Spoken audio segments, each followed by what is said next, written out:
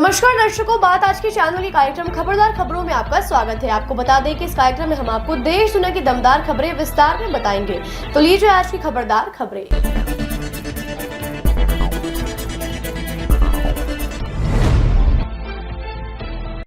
महाविकास अघाड़ी ने बदलापुर कांड के विरोध में 24 अगस्त को महाराष्ट्र बंद का ऐलान किया है। बुधवार को महाविकास अघाड़ी के प्रमुख नेताओं की बैठक हुई। बैठक में महाराष्ट्र में महिला सुरक्षा के मुद्दे पर लंबी चर्चा हुई।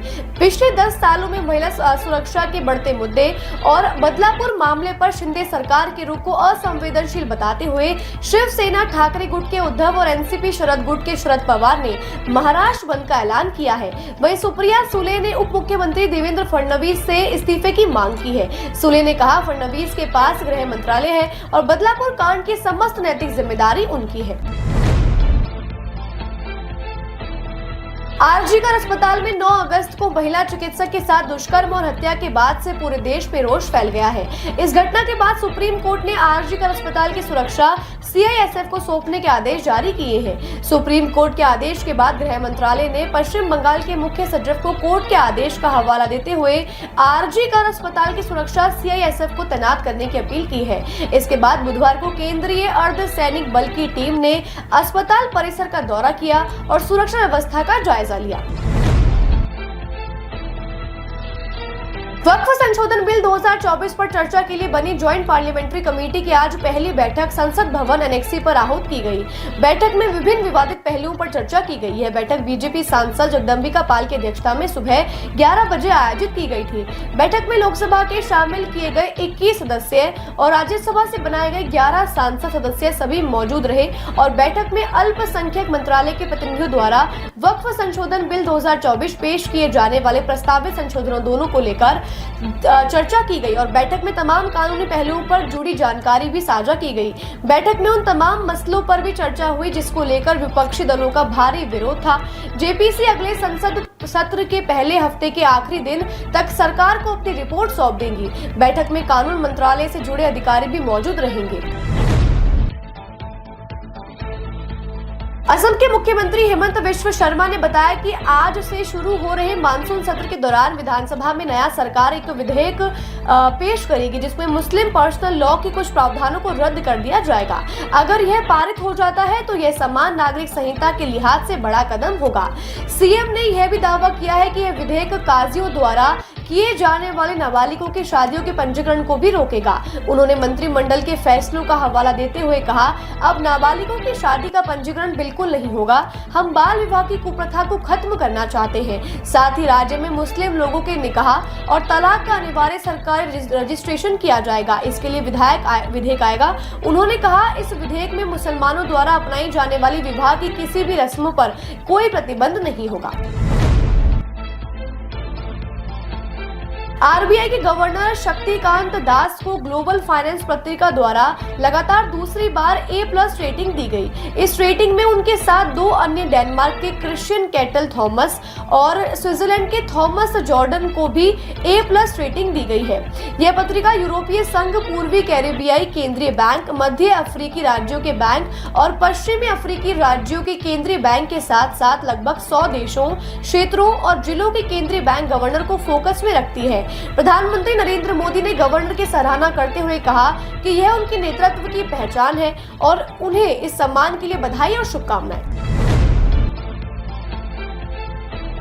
आगामी विधानसभा चुनावों में जम्मू कश्मीर में नेशनल कॉन्फ्रेंस के साथ गठबंधन की नई राह तलाशने के लिए विपक्ष के नेता राहुल गांधी और कांग्रेस के राष्ट्रीय अध्यक्ष मल्लिकार्जुन खड़गे 2 दिवसीय दौरे पर श्रीनगर पहुंचे, जहां उन्होंने स्थानीय नेताओं और कार्यकर्ताओं के साथ एक बैठक आहूत की। आपको बता दें, लोकसभा चुनाव में कांग्रेस, नेशनल कांग्रेस और पीडीपी ने गठबंधन का ऐलान किया था, लेकिन चुनाव आते आते कश्मीर की 3 सीटों पर नेशनल कॉन्फ्रेंस और पीडीपी सामने आमने हो गई। अलबत्ता कांग्रेस को जम्मू की दोनों सीटों पर इन दलों का समर्थन मिला था।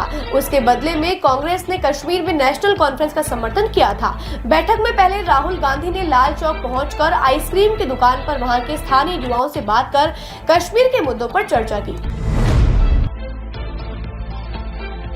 हिमाचल प्रदेश में लगातार बारिश के बाद कल देर शाम शिमला में कई जगहों पर भूस्खलन की घटनाएं सामने आई है। पहाड़ों के दरकने से अलग अलग जगहों पर कम से कम 20 शव बरामद किए जा चुके हैं। वहीं प्रशासन को संदेह है कि अभी और लोगों के मलबे में दबे होने की संभावना भी है। शिमला जिला प्रशासन ने सड़क बहाली शुरू करने के लिए सभी प्रयास शुरू कर दिए हैं। वहीं राहत और बचाव कार्य अभी भी जारी है। राम माधव को केंद्रीय मंत्री जी किशन रेड्डी के साथ जम्मू कश्मीर में विधानसभा चुनावों के लिए प्रभारी नियुक्त किया है। राम माधव की 5 साल बाद वापस भाजपा में वापसी हुई है। साल 2014 में नरेंद्र मोदी की अगुवाई में भाजपा जब सत्ता में आई थी, तब आरएसएस में राम माधव का तेजी से उदय हुआ और वो भाजपा संगठन में एक नामी नाम बनकर उभरे थे। लेकिन जम्मू कश्मीर में पीडीपी के साथ सरकार बनाने का फॉर्मूला नाकाम होने पर उसकी गाज राम माधव पर गिरी है और उन्हें वापस अपने मूल संगठन आरएसएस में भेज दिया गया था। तब उन पर जम्मू कश्मीर में गलत रणनीति बनाने के आरोप भी लगे थे, लेकिन एक बार आरएसएस और भाजपा ने उन पर विश्वास फिर से जताया है। प्रधानमंत्री नरेंद्र मोदी पोलैंड के 2 दिवसीय दौरे पर हैं और ये पिछले 45 सालों में भारत के किसी भी प्रधानमंत्री का पहला पोलैंड का दौरा है। कल उन्होंने नवानगर के जाम साहब स्मारक और कोल्हापुर महाराज के स्मारक पर जाकर श्रद्धांजलि अर्पित की और बाद में भारतीय समुदाय को संबोधित किया।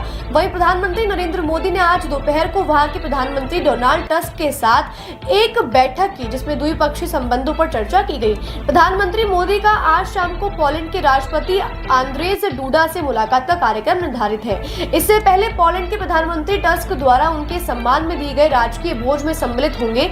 वहीं रात को मोदी का पोलैंड के बिजनेस लीडर्स के साथ बातचीत का एक प्रोग्राम रखा गया है। पश्चिम बंगाल के मुख्यमंत्री ममता बनर्जी और उनके भतीजे टीएमसी महासचिव अभिषेक बनर्जी के बीच बड़े मतभेद खुलकर सामने आने लगे हैं। ये मतभेद राज्य की कम्युनिस्ट शासनकाल के उस दौरे की याद दिलाते हैं जब ज्योति बसु और प्रमोद दास गुप्ता जैसे नेताओं के बीच मतभेद खुलकर सामने आए थे। टीएमसी महासचिव अभिषेक ने कोलकाता रेप और हत्याकांड के हाई प्रोफाइल मामले से खुद को दूर रखा है। उन्होंने दीदी की रैलियों और पद यात्राओं में भाग नहीं लिया और सीबीआई से जांच की मांग कर ममता से दूरी और बढ़ा ली है। उनके करीबी सूत्रों ने बताया कि अभिषेक बनर्जी संदीप घोष को तत्काल निलंबित न करने और ममता का भ्रष्टाचारियों को साथ देने के कारण ममता से नाराज चल रहे हैं। वहीं ममता ने दोनों के मध्य बढ़ती दूरी का जिम्मेदार आरएसएस सदस्य शांतनु सेन को मानती है। खबरदार खबरों में आज के लिए बस इतना ही। कल फिर नई खबरों के साथ हम होंगे आपसे रूबरू। नमस्कार।